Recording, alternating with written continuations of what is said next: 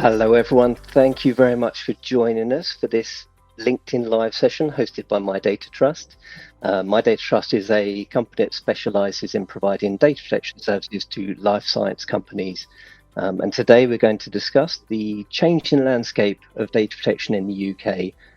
So some of you will be aware there were obviously some changes following Brexit, and there's further repercussions as we move further away from Brexit. With some of the new legislation, new requirements coming through. So my name's Damien Mair. I'm the Chief Development Officer at MyData-TRUST. I'm also the head of the UK entity of MyData-TRUST, and I'm a data protection officer, have been for about 6 years now. Prior to that, I've always worked in clinical research, and my background is life sciences, always on the CRO side, so always as a service provider. And that's for about just under 20 years now. I've been working in life sciences. I have my colleague Ed with me. Ed, I'll let you introduce yourself. Hi everyone, good to talk to you this afternoon, evening for our colleagues joining in Central Europe. Much like Damien, I also started working in data protection about 5-6 years ago, except my starting point was in China, working with foreign invested law firms in China, initially with a Dutch law firm, and following on that, a Italian law firm. Really focusing on the transfer of data from Europe to China and legitimizing it. Today, however, we're going to talk on a much easier concept, which is the transfer of data from America to the UK and vice versa. So yeah, happy to join, and more than happy to let Damien kick things off and get into it. Thank you very much.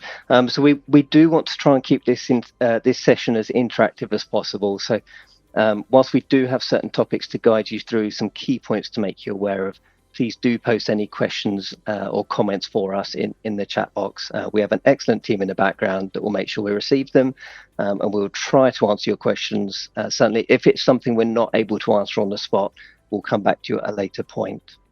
Next slide, please. So the two main pieces we'll focus on for today, that there are some other changes as well, but these are the main changes. There was a recent change to the transfer requirements for data going to the US. So you may be aware of the EU-US data privacy framework allowing certain transfers of data from Europe to happen. There is now a UK extension to that framework, which similarly allows UK data to be transferred to the US. There are various caveats and conditions to that we will go through in the next few slides. And then there's also proposed or potentially upcoming legislation changes with the Data Protection and Digital Information Bill, or DPDI. Those of you that had the opportunity to watch earlier may have seen that it was mentioned in the King's speech earlier today. So quite an exalted legislation coming through. The reason I say potentially upcoming, the reason we've got the question mark here is that it is something that's come and gone over the last year, 18 months, come through, been revised, come through, been shelved, coming back through. But we do know it will continue with the new parliament that's been announced. And so we should see this bill passing through the UK Parliament now. Exactly what it will look like, we don't know. We have a good idea, and we'll go through that today. But there may obviously be further changes as it passes through the necessary processes. With that, we will start with some updates on as a result of the Data Protection and Digital Information Bill, and then we will come back to the transfer requirements described in the framework. Next slide, please. Here, there's kind of 12 major changes in general, but we've decided to narrow it down really to focus on what is actually important and what will affect our clients in the life sciences sector. One of the key changes and one of the most impactful, if it goes ahead with the current reading, is the revision to the definition, including that of personal data. What actually constitutes identifiable information? So under the GDPR, any identifiable information is information that relates to a natural person. Whether or not they are directly identifiable from this information or not. So you've kind of the concept of identifiable information, pseudonymized information, and fully anonymous information. The bill has changed this to a degree. It no longer refers to natural persons, but rather living individuals. So it's quite a minor change. Certain countries in Europe do protect the rights of privacy of deceased people, but it seems that in the UK that they've really stepped around this and really specified that it'll be living individuals. As I said, this is quite a minor change, but what could be the considerable change is the definition of identifiable and identified. Essentially, with this is bringing about the kind of motivated intruder test, which is presently in kind of guidance from the ICO. Let's take, for example, where a site or a hospital is going to share patient data with the sponsor. So right now, they're going to be sharing information with the sponsor that is coded and pseudonymized. Under the current interpretation of the regulations, sharing coded information or information that is protected by a cryptogram with another party is still considered to be identifiable information, because at least one party has the ability of decoding this and making it identifiable. Under the proposed changes, if the receiving party does not have access to this code and cannot, through reasonable means, so i.e. the motivated intruder test, identify the information, identify a person from the information it's received, potentially it could be seen as anonymized data, similar to what we would consider fully kind of randomized hashed information to be. That's probably the biggest change and the most important. If it proceeds like this, of course, there could be changes to this. There could be further amendments either by the House of the Parliament or by the House of Lords, and whether they feel that this is a fit change. The objective, of course, is to make the research industry and research in the UK much easier and to allow for free transfer of information. But we have to see in practice whether it comes in this setting or not. On from that, we have purpose limitation, so clarifying on compatible purposes for further processing. With clinical research, this has been expanded a little bit, where let's say you're relying on consent for the patient processing patient's information, but you haven't devised completely what future research could be based on this information. You've discovered something that wasn't part of the initial plan, and you want to step in a different direction and research without getting the consent of the patients again, whether it's impractical to request the consent or you've lost track of the patients or so on. As long as the purpose is somewhat in line with the initial granting for consent for the processing, then this should be permissible and legitimate for future processing. Then again, this also ties in with the definition of research. There's a clear definition of research where it really specifies that research that's being carried out in the public interest will be far easier for companies to progress and to have a legitimate interest in carrying out this research. And sorry, that ties into my final point on legitimate interests. There's going to be a published list. So rather than having legitimate interest as catch-all where companies just do an assessment to rationalize the balance of, well, we need to do this, but we're also protecting the data subject's rights in a certain way, the ICO is going to publish a list of processing activities where you don't need to do the assessment and you don't need to balance the rights of the data subject with your company's rights or your company's purpose and benefit. So rather than doing a legitimate interest assessments, we'll have a clear guidance from the ICO stating, well, if you're doing such and such and you want to continue doing such and such, you're free to do so, and your company's legitimate interests override well, maybe not say override, but are taken into account when balancing with those of the data subject, and you do not have to do the assessment because the ICO has made that judgment for you. I think we can move on to the next slide. Just one thing I'll add might be interesting to some of the attendees. So we were talking about pseudonymized versus anonymous data there. It's probably worth noting the ICO did do a consulting period recently, probably a year, 18 months ago now, again, to really get feedback on what people consider to be pseudonymized, anonymized, and which direction we should go, whether we should align with Europe still, or if we should take this different approach. And we haven't had the output of that consulting period yet. So that's still something to look out for. It will be interesting to see which way the UK goes if they do take a different stance to the direction Europe's gone. So some of the other changes you'll see in the DPDI, I think first off, I'll call out that the DPDI has been sold as something that will update, simplify data protection legislation, make it easier, more straightforward for businesses to work in the UK, encourage people to come and do scientific research in the UK.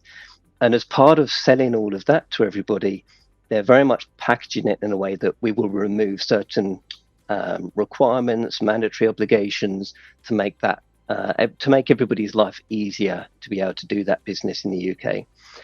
You will note we've got a question mark on this slide next to notable changes because the messaging perhaps isn't reflecting reality in all cases. So for example, for a data protection officer, DPO, the messaging is that this will no longer be required under the DPDI. In reality, you would still need a senior responsible individual or SRI who should be a part of the company or a part of the management team of the company or reporting into the management team of the company. That still needs some clarification. But they should be experts in data protection, be able to guide and advise, understand the processing that's happening in the company, etc.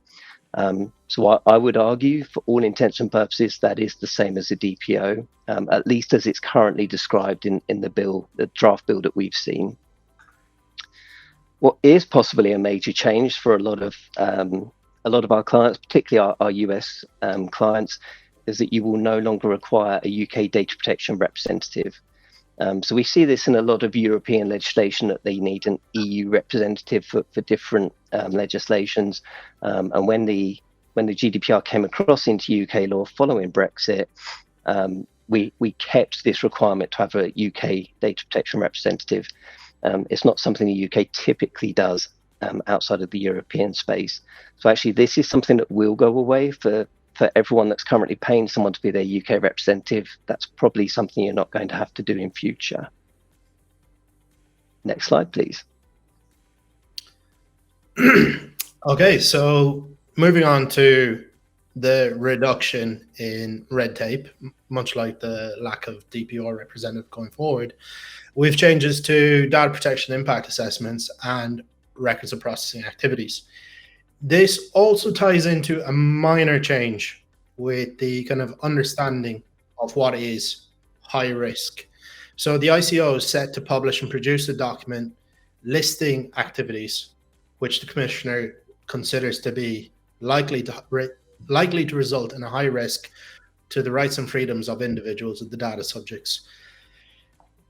The change here is that data protection impact assessments will no longer be required unless the activity that has been carried out is likely to result in a high risk to the individuals.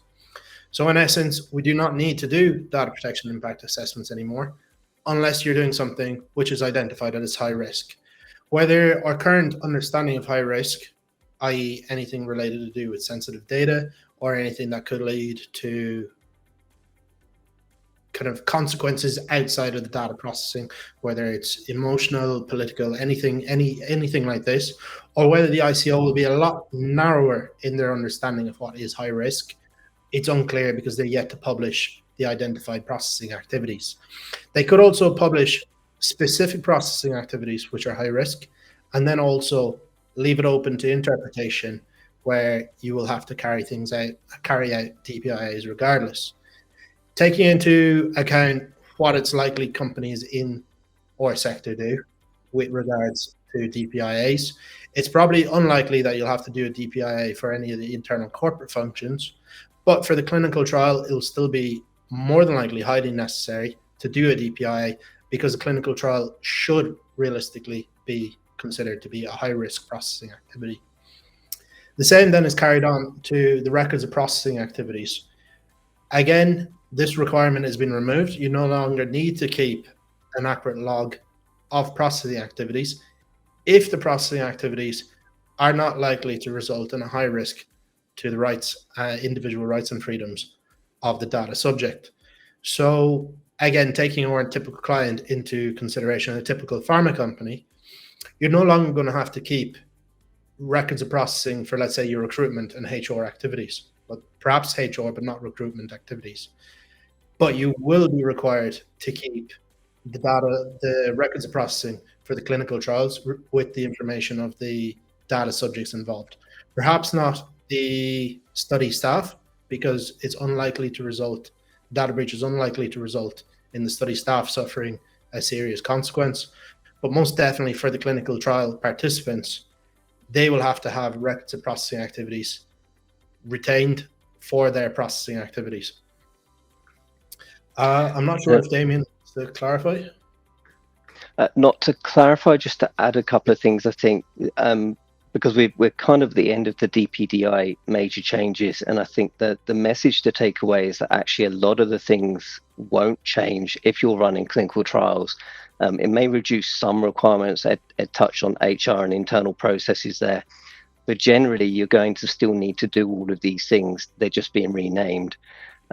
In terms of simplifying UK law, I think what they've tried to do is be more flexible. So rather than having a very defined term and a very precise way of capturing it, they've opened it up so that rather than having, for example, a fixed DPIA using an ICO template or a CNIL template and going in extreme depth, you now have the decision-making power around how you perform that assessment. So I think that's where they've tried to build flexibility in, but essentially you're still going to have to do all these things. And to be honest, if you're a life science company and you're running trials, unless you're only running them in the UK, which is, I don't see a lot of people doing, you're typically going to run in UK, Europe, other places. If you're running your trial in Europe anyway, you've got to have all these things in place under EU GDPR. Why wouldn't you have them in place for the UK as well? It's adding one more country to that list. It's not going to make a major difference. Okay, nothing else to add. Next slide, please.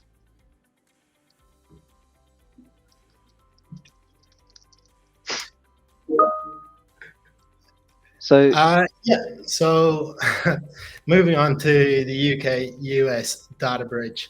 I'm sure everyone has heard, especially if you're in the data protection sphere, about Max Schrems and the data frameworks between the EU-US adequacy decisions.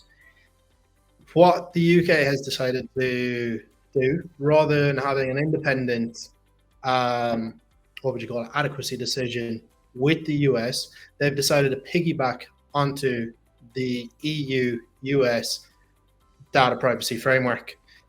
The practicalities of this for our clients are, it's already effective. So it became effective, it's middle of October, 12th of October. And it's going to be effective for the next 4 years. What we do not see from this, though, from the surface level, is that it's not really a true adequacy decision. To be a true adequacy decision, you should have the free flow of information between both states, the EU, UK state, and the third country, in this instance, the USA. What we have instead is a partial adequacy decision, where only certain entities can avail of this, and these entities are limited by the entities that are governed in the US by the Department of Commerce and Department of Trade and a few assorted extras. So it's not every entity in the US can avail of this, and it's also a proactive self-certification scheme, where the US entity has to self-certify under the US-UK data bridge. They have to upload and ensure they have all the correct privacy policies and standards in place. They have to give commitments not to share information with the US authorities without putting up at least a reasonable defense, and not freely share information should it be requested. But the big but is we've already had Max Schrems overturn this twice. And it's more than likely, especially because you've had data protection authorities in the EU coming out against it, stating that they don't think it's sufficient. You've got cases presently in the courts in France coming out against it, where institutions such as NYOB, or perhaps not institutions, let's say organizations like NYOB, with Max Schrems, have really cemented the opinion that nothing has actually changed in between the previous judgment and the current judgments, and every decision was essentially a political decision, and the courts being independent of the judiciary, the judiciary being independent of politics, should overturn the what would you call it? Overturn the adequacy decision. The consequences of the companies that have signed up to the adequacy decision then would be, if you are fully reliant on the free transfer of information because you're part of this data privacy framework, all your transfers overnight would become illegitimate, and you'd have to rush to get into place a different transfer mechanism, whether it's the SECs, whether it's binding court rules, or even derogation. So we're of the opinion that while it's nice to have, companies should still be cognizant of the fact that it could be overturned.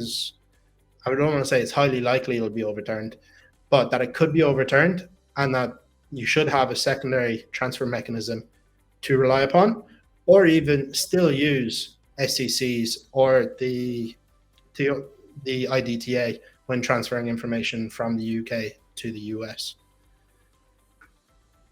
Yeah. I think just to add, that obviously we talked about companies have to self-certify to the bridge, to the framework. There is a fee associated with that as well. So if any of you on the call US companies looking to do this, there is a fee associated with signing up to the scheme, and you would need to sign up to both the EU US framework as well as the UK extension. You can't sign up to the UK extension on its own, because by definition it is just an extension of the EU version. So be aware of that if you're relying on this bridge. Next slide, please. Okay, so again, a quick comparison of the data privacy framework, the SECs, and the IDTA. So the SECs are the European transfer mechanism that's most commonly used. So they're standard contractual clauses. You've got 4 different modules, depending on whether the transfer is from the data controller to another controller, to a processor, processor to controller, or processor to processor. Then you have the IDTA, which is the UK addendum, or the UK mechanism of transfer. And it's very similar to the SECs, except that it's, let's say, a lot easier to use, because they do not delineate into the different 4 modules that the SECs do use. But other than that, they serve the same function. You can have them as an addendum. You can have it as an attachment. Let's say you've clinical trials in the UK and EU, and you're an American sponsor, or you have labs in America and you're sharing information to the US. You can have them part of the same agreement, same contract. The data privacy framework, on the other hand, you can see here where on the principal components, it differs on the enforceability. It's a self-certification. It differs on you do not need to do a transfer impact assessment, transfer risk assessment if you're in the UK. You do not have any supplementary measures that you could put into effect. The transparency obligations on the data controller, it's published online with the data privacy framework. So if you were curious as to whether the American entity is actually subscribed, you can search the registry for the data privacy framework to find out whether the company is fully paid up and is currently covered. Is the regular assessments? It's on an annual basis, but it's a self-certification and self-assessment. And the enforcement is done by the American authorities. Whereas with the SECs and the IDTA, you have a contractual arrangement. With the data privacy framework, you have an obligation to the American authorities that your self-certification is truthful, accurate, and you're not misrepresenting anything. Other than that, let's say the costs, as Damien has mentioned, to be frank, the costs are, let's call them negligible for companies operating at a certain scale. They go from the hundreds of dollars to the low thousands of dollars when you're reaching annual turnover of over $5 billion. So again, quite negligible in the scheme of things and the scale of things. But whether you actually save the money now by signing up to the data privacy framework and paying a small fee, or when it's overturned and spending a lot of time and effort into reviewing all your contracts if the data privacy framework is overturned, it's a little balancing act to see which one is actually the most fiscally sensible approach to take. I think we can... Sorry, could we go back to the previous one? Just to stress a couple of points that Ed touched on there. So you can rely on the framework to be able to transfer data. Exactly as Ed said, just be very careful that if it's overturned in future, you need to have a way of protecting your transfers. But just note, if you do use SECs or rely on SECs or the UK International Data Transfer Agreement, you will have to do those transfer assessments, either an impact assessment or a risk assessment. So there is extra effort there. It's not the case that you can put in the SEC and say we don't need a TIA because the DPF exists. You will need to still do a TIA because it is a requirement of the SEC. So you still need to assess the US setup. So a couple of things to be aware of. Ed's obviously touched on a number of the legal challenges. We do expect it to be challenged further. Ed's touched on Schrems, he's touched on NOIB. They've been very vocal that they are going to put a challenge in. And there have been other challenges. I think Ed also mentioned there's a challenge going through CNIL, through the French authorities at the moment, and legal system. These are mainly focused on the EU framework right now, but we expect a similar thing to happen with the UK extension. Obviously, if the EU framework was to be overturned, then the extension wouldn't function in its own anyway. So we are expecting these challenges. Something else to be aware of with the UK extension, the ICO has very quickly put out a statement, an opinion piece, that whilst they recognise that the UK government's chosen to recognise the US as adequate under this decision, there are 4 specific risks that need regular monitoring by the UK. The first one probably being the most important for those of you working in the life science space. It's the definition of sensitive data under this framework is not aligned with the UK GDPR definition of sensitive data. And it actually puts the onus on the exporter, the company in the UK, to tell the importer in the US which data should be considered sensitive to make sure that it's appropriately protected. The ICO sees this as a risk because obviously it's not something we currently do. We currently send the data there with whichever protection mechanism, transfer mechanism you're using, and we believe that data is being protected in accordance with that mechanism. So we need to remember, if you're sending any data over there under the framework, that you need to tell the other party which data is sensitive data and therefore needs the additional protections. There's a potential risk that we will forget and then it won't be appropriately protected. The other 3 things they've raised relate more to the differences between UK and US law rather than necessarily specifically to data protection requirements. But criminal offence data may not be treated the same way, may not be deleted after a statutory time period because of differences between UK and US requirements. There may be automated decision making occurring, which is obviously a data subject right to not be or to challenge an automated decision making process. In the US, they may not have that right, or at least not fully. And then there are also concerns that the right to be forgotten or the right to exercise unconditional withdrawal of consent may be affected. So some of the data subjects' rights may be affected under this decision. So things to be aware of, particularly if you're conducting clinical research. Bearing in mind, clinical research in the UK is normally conducted under legitimate interest rather than consent, so that withdrawal of consent may not directly affect you. Similarly, right to be forgotten often doesn't apply for clinical research, or usually doesn't apply for clinical research, so that those 2 concerns in that bottom bullet point may not be such a big deal for life science customers. But certainly the first one, sensitive data, will be an issue. So you can rely on the framework. It is there, it is in place, it's effective right now. Just be aware it's likely to be challenged. And the most cynical amongst us think that it is possible that it will be overturned because there's still these issues being identified. But let's see, maybe we'll be pleasantly surprised and it will be upheld. So rely on the moment, keep an eye on what's happening, potentially look for changes in future. Ed, any other comments on things to be aware of with the framework? We did get a question before the actual webinar started, was, is it the responsibility or is the exporter liable to ensure that its partners are actually subscribed to the data privacy framework? My initial comment would be yes, of course, you have to do your due diligence. Whether that means keeping a record yourself of the expiry dates published for when your partner in the US actually subscribed, and ensuring that they do resubscribe, you'd have to put a policy into place, or at least a kind of a set, either contractual guarantee as well as part of the arrangement with the other party, that they do keep their subscription active, essentially. Yeah, completely agree with you, Ed, because the exporter is always going to be responsible for finding an appropriate mechanism to transfer their data out. I see it as a combined responsibility between controller and exporter, who are not necessarily the same people or companies. But you can't just send the data out without having done that assessment to see, is there an appropriate mechanism? And if you come back saying the appropriate mechanism is the framework, you need to verify they've actually signed up to that framework. Otherwise, it would be like saying we're going to sign up to the SECs and never actually sign in the SECs. You haven't implemented it and followed through. So you do need to make sure your transfer mechanism's there.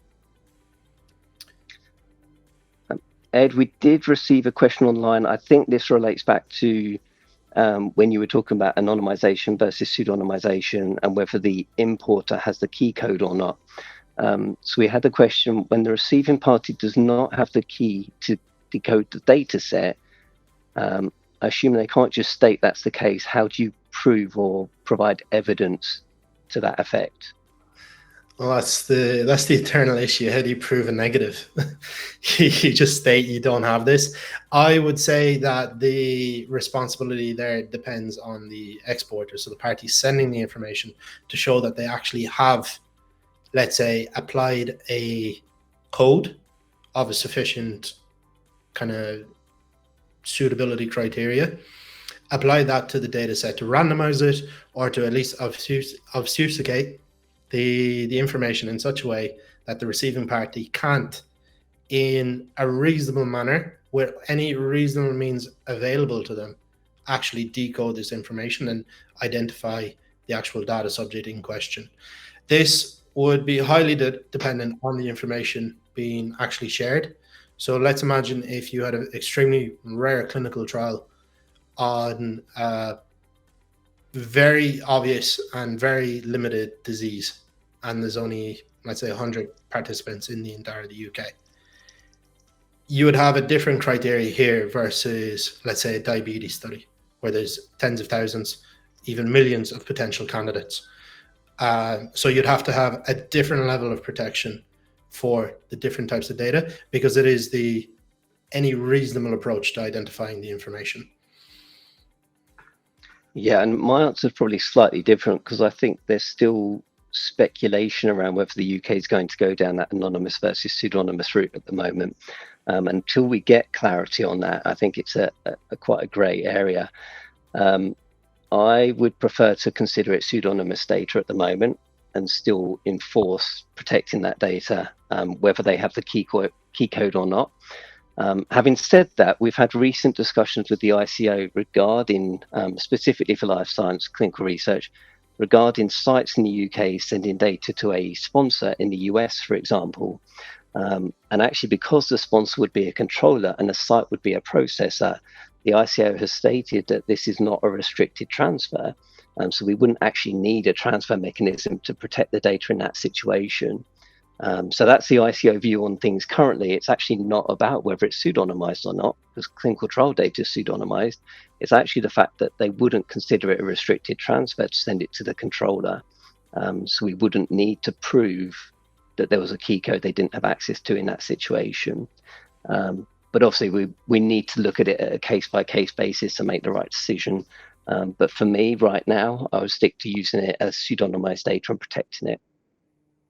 Yeah, definitely. Like as we mentioned before, this is all highly speculative, because you've got several.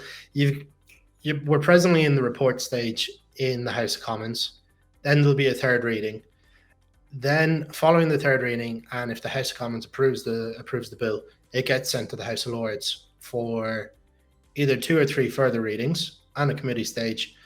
And finally, you'll get it before King Charles, who'll consider any amendments and give his final approval or disapproval, except I highly doubt he'll use that authority invested in him. Didn't go too well with the last king to do so.